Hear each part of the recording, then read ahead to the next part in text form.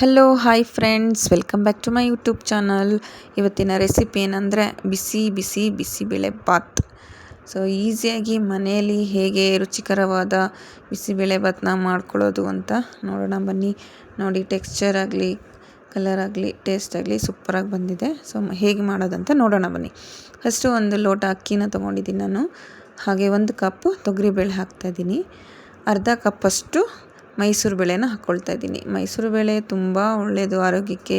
Protein ಮತ್ತು iron contents ತುಂಬ ಇದೆ. ಸೊ ಆಲ್ಮೋಸ್ಟ್ ಇದು ಇಂಥ ಬೇಳೆ ಸಾಂಬಾರಿಗಾಗಲಿ ತೊಗರಿಬೇಳೆ ಜೊತೆಗೆ ಹಾಕ್ಕೊಂಡು ಯೂಸ್ ಮಾಡ್ಬೋದು, ತುಂಬ ಹೆಲ್ದಿಯಾಗಿದೆ. ಹಾಗೆ ಅಕ್ಕಿ ಬೇಳೆ ಎಲ್ಲ ಒಂದು 2 ಟೈಮ್ಸ್ ನಾನು ವಾಶ್ ಮಾಡ್ಕೊಂಡಿದ್ದೀನಿ. ನೆಕ್ಸ್ಟು ತರಕಾರಿನ ಆ್ಯಡ್ ಮಾಡ್ತಾಯಿದ್ದೀನಿ. ಇದರಲ್ಲಿ ನಾನು ಬೀನ್ಸು, ಕ್ಯಾರೆಟು ಮತ್ತು ಆಲೂಗಡ್ಡೆನ ಆ್ಯಡ್ ಮಾಡ್ಕೊಂಡಿದ್ದೀನಿ. ಹಾಗೆ ಸ್ವಲ್ಪ ಬಟಾಣಿ ಕೂಡ ಹಾಕ್ತಾಯಿದ್ದೀನಿ. ಸೊ ಇನ್ನೂ ಏನಾದ್ರು ಎಕ್ಸ್ಟ್ರಾ ತರಕಾರಿ ಇದ್ದರೂ ಕೂಡ ಹಾಕ್ಬೋದು. ಲೈಕ್ ಗೆಡ್ಡೆಕೋಸು ಹಾಕಿದ್ರೂ ತುಂಬ ಚೆನ್ನಾಗಿರುತ್ತೆ. ಸ್ವಲ್ಪ ಎಣ್ಣೆನ ಹಾಕಿ, ಸ್ವಲ್ಪ ಉಪ್ಪು ಕೂಡ ನಾನು ಆ್ಯಡ್ ಮಾಡ್ತೀನಿ. ಬಿಕಾಸ್ ಆಮೇಲೆ ಹಾಕೋದು ಓಕೆ, ಫಸ್ಟಿಗೆ ಇದಕ್ಕೆ ಹಾಕಿದ್ರೆ ಇದು ಉಪ್ಪೆಲ್ಲ ಹಿಡ್ಕೊಂಡು ತುಂಬ ಟೇಸ್ಟಿಯಾಗಿ ಚೆನ್ನಾಗಾಗುತ್ತೆ. ಸ್ವಲ್ಪ ಕಡಲೆ ಬೀಜ ಕೂಡ ಹಾಕ್ತಾಯಿದ್ದೀನಿ. ಇದು ಪ್ರೋಟೀನ್ ಎಲ್ಲ ತುಂಬ. ಇದು ಎಲ್ಲ ತರಕಾರಿ ಬೇಳೆ ಎಲ್ಲ ಹಾಕಿ ತುಂಬ ಆರೋಗ್ಯಕರವಾದ ಬ್ರೇಕ್ಫಾಸ್ಟ್ ಆಗಿರುತ್ತೆ. ಅದು ನಮ್ಮದು ಕರ್ನಾಟಕ ಸ್ಪೆಷಲ್ ಬಿಸಿಬೇಳೆ ಬಾತ್ ಆಗಿದೆ. ಸೊ 2 ವಿಷಲ್ ಕೂಗಿಸ್ಕೊಳ್ತೀನಿ, 2 ವಿಷಲ್ಗೆ ಸಾಕು.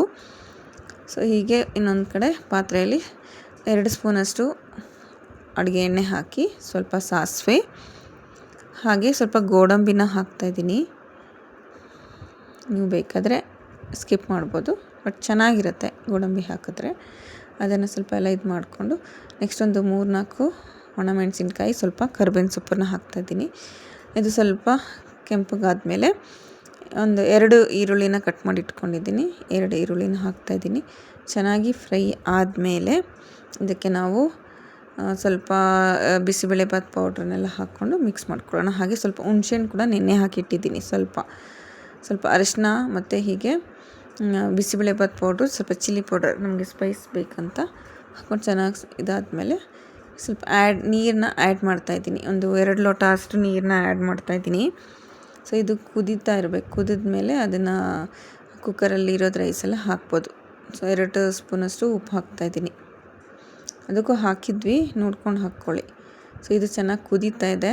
ಸೊ ಇದನ್ನು ಸ್ವಲ್ಪ ಮಿಕ್ಸ್ ಮಾಡಿಕೊಂಡು ಇವಾಗ ಆ್ಯಡ್ ಮಾಡೋಣ. ನೋಡಿ, ಕನ್ಸಿಸ್ಟೆನ್ಸಿ ಎಷ್ಟು ಬೇಕು ತೆಳ್ಳಗೆ ಅದನ್ನು ನೋಡಿಕೊಂಡು ಹಾಕ್ಕೊಬೇಕು. ತಣ್ಣೀರು ಹಾಕ್ಬಾರ್ದು, ಇಲ್ಲ ಈ ಥರ ಮಾಡ್ಕೊಂಡು ಹಾಕ್ಕೊಬೋದು. ಕೆಲವ್ರು ತಣ್ಣೀರು ಹಾಕ್ಬಿಟ್ಟು ಇದು ಮಾಡ್ತಾರೆ, ಬಟ್ ಇದು ಬೆಸ್ಟ್ ವೇ, ಚೆನ್ನಾಗಾಗುತ್ತೆ. ನೋಡಿ, ಬಿಸಿಬೇಳೆ ಬಾತ್ ರೆಡಿ ಇದೆ. ಕಲರ್ ಕೂಡ ಸೂಪರಾಗಿ ಬಂದಿದೆ. ಇಷ್ಟು ಕನ್ಸಿಸ್ಟೆನ್ಸಿ ಇರಬೇಕು. ಈ ಥರ ಮೀಡಿಯಮ್ ಆಗಿ ಇದ್ರೇ ಬಿಸಿಬೇಳೆ ಬಾತು ತುಂಬ ಚೆನ್ನಾಗಿರುತ್ತೆ. ಹಂಗೆ ಸ್ವಲ್ಪ ಹುಣಸೆಹಣ್ಣೆ ಹಾಕಿದ್ನಲ್ಲ, ಹುಳಿನ ಬಿಡ್ತಾಯಿದ್ದೀನಿ.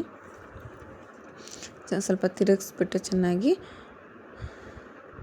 ಒಂದು ಸ್ಪೂನಷ್ಟು ತುಪ್ಪ ಕೂಡ ಆ್ಯಡ್ ಮಾಡ್ತಾಯಿದ್ದೀನಿ. ಈಗ